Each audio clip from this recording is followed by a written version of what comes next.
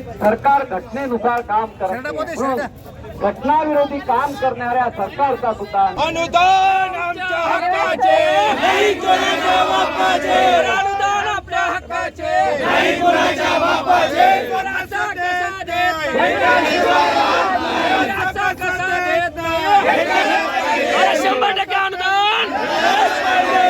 इन्कलाब जिंदाबाद. वंदे मातरम. इन्कलाब जिंदाबाद. इन्कलाब जिंदाबाद. बोलो भारत माता की जय. बोलो भारत माता की.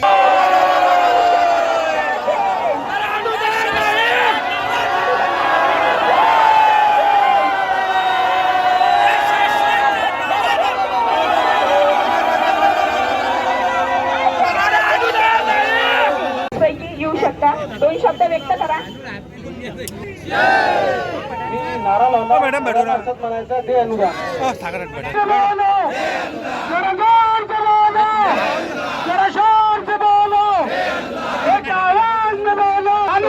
आमच्या हक्काचं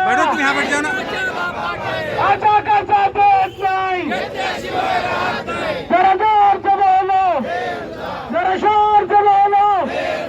एक आवाज कसं देत नाही. घेतल्याशिवाय राहत नाही. अनुदान अनुदान अनुदान अनुदान अनुदान अनुदान अनुदान अनुदान.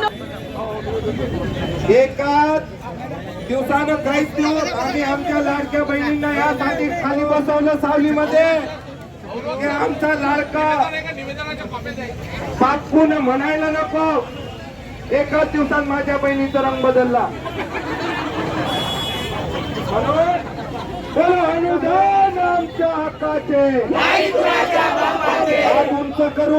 हात उंच करून अनुदान आमच्या हक्काचे. अनुदान आमच्या हक्काचे. असं कसं देत नाही. असं कसं देत नाही. 100% अनुदान. 100% अनुदान. अनुदान नाही. अनुदान नाही. भारत माता की जय. भारत माता की जय. पण नाही वारे या शासन. कारण शासनाला आम्हाला सांगायचंय की आमचा शिक्षक हा एक बनलेला आहे. एकत्र झालेला आहे. आता त्यांनी आमचा किती सहकारावा.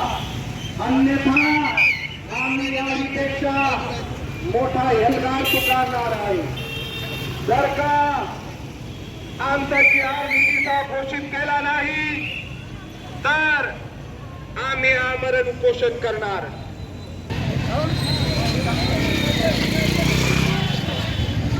भारत माता की जय.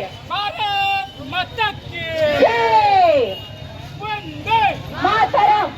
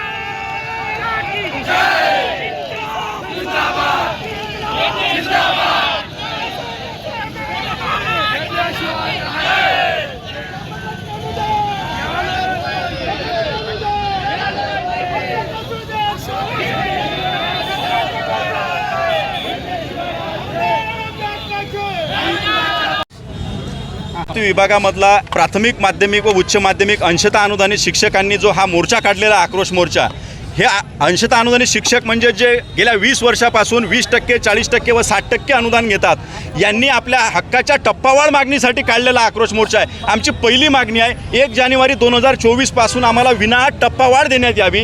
त्यानंतर त्रुटीपूर्तता केलेल्या शाळा कॉलेजांना समान टप्पा अनुदान देण्यात यावं. त्याबरोबर पुणे स्तरावर अघोषित असलेल्या ज्या शाळा आहेत त्यांना अनुदान देण्यात यावं. त्याचबरोबर ज्यांची पटसंख्या कमी आहे अशा शिक्षकांना अटी शिथिल करून अनुदान देण्यात यावं. यासाठी गेल्या 1 महिन्यापासून महाराष्ट्रातल्या प्रत्येक जिल्हाधिकारी कार्यालयावर आम्ही धरणे आंदोलन, थाळीनाथ आंदोलन, आमरण उपोषणे करत आहे. शासनाने 12 जुलै 2024ला माननीय शिक्षण मंत्री महोदयांनी सभागृहामध्ये घोषणा केली की आम्ही यांना जून 2024 ते डिसेंबर 2024 असा 6 महिन्याचा इरेस डिसेंबरच्या अधिवेशनामध्ये यांचा टप्पावाढ करून देऊ. आमची मागणी ही आहे की ही जी काही फक्त घोषणा सभागृहामध्ये केली ही घोषणा न ठरावी, कारण या शासनाने आम्हाला आधी 1160 कोटी रुपये दिले. आता आमचा शासन आदेश काढावा व याच महिन्यामध्ये आम्हाला ऑगस्ट 15 सप्टेंबर असं वेतन वितरणाचा आदेश द्यावा व गेल्या 20 वर्षापासून तोटक्या अंशतः अनुदानित 20%, 40%, 60% वेतनावर काम करणाऱ्या शिक्षकांना न्याय द्यावा. ही आमची तुमच्या माध्यमातून माननीय शासनाला, मुख्यमंत्री महोदयांना, शिक्षण मंत्री महोदयांना विनंती आहे. त्यासाठी आमचा हा आक्रोश मोर्चा आम्ही काढलेला आहे. आमच्या या अंशतः शिक्षकाला, त्रुटीपात्र शाळेच्या शिक्षकाला अनुदान नाही. आमच्या शिक्षकांना 22 वर्ष झाले राव, 22 वर्ष झाले बिनपगारी काम करत आहे. अहो, रिटायर झाल्यानंतर सेवानिवृत्तीचं वेतन भेटत नाही राव. आता या झोपलेल्या शासनाला काय सांगाव. माझ्या शाळेतला एक शिक्षक रिटायर झाला सर, सेवानिवृत्त झाला, त्याला पगार नाही, काही नाही, सेवा निवृत्ती वेतन नाही सर. बोराळ्याची एक शाळा आहे, त्या शाळेमध्ये दोघंही पती पत्नी नोकरीवर आहे सर, त्या दोघांनाही पगार नाही सर. त्रुटीपात्र शाळेमध्ये ते काम करतात. बायको सर मशिनीचं काम करते. भयंकर अवस्था शासनाने शिक्षकाची शिलाई मशीन काम करता करता राव ती बिमार पडलेली आहे. आता तुम्ही सांगा त्या शिक्षकांनी काय करा. 22 वर्ष बिनपगारी काम केलं आणि शासन अजूनही झोपलेलं आहे. मायबाप शासनाला मी विनंती करतो की त्यांनी हा निधीसह JR काढून आम्हाला वेतन द्यावं. माझी तुमच्या माध्यमानं एकच विनंती आहे. शिक्षण क्षेत्रामध्ये हा नॉन ग्रँटचा घोळ अनेक वर्षापासून आहे. सरकार तर येत जात राहते, पण शेवटी शिक्षकांच्या समस्या, शिक्षकाच्या अडचणी आणि हा खूप मोठा जो त्यांनी 15 वर्षाचा संन्यास भोगलेला आहे, यासाठी मी सरकारमध्ये असेल तरीही मला लढावंच लागेल. आणि माझं सरकारला एक विनंती राहील की यांना प्रचलित नियमानुसार अनुदान द्यायला पाहिजे, कारण खूप मोठा संन्यास झाला आहे यांचा. 15 वर्ष नोकरी करून जर त्यांना टप्पा मिळत नसेल आणि दरवर्षी त्यांचा टप्पा वाढ होत नसेल तर अनेक शिक्षक रिटायर्ड झाले आणि त्यांना कोणतीच सेवा ग्राह्य धरली गेली नाही. त्यांना पेन्शनसुद्धा नाही, त्यांना मेडिकल अलाउन्ससुद्धा नाही. 100% अनुदानावर आल्यावरच या सर्व गोष्टी शिक्षकांना मिळतात.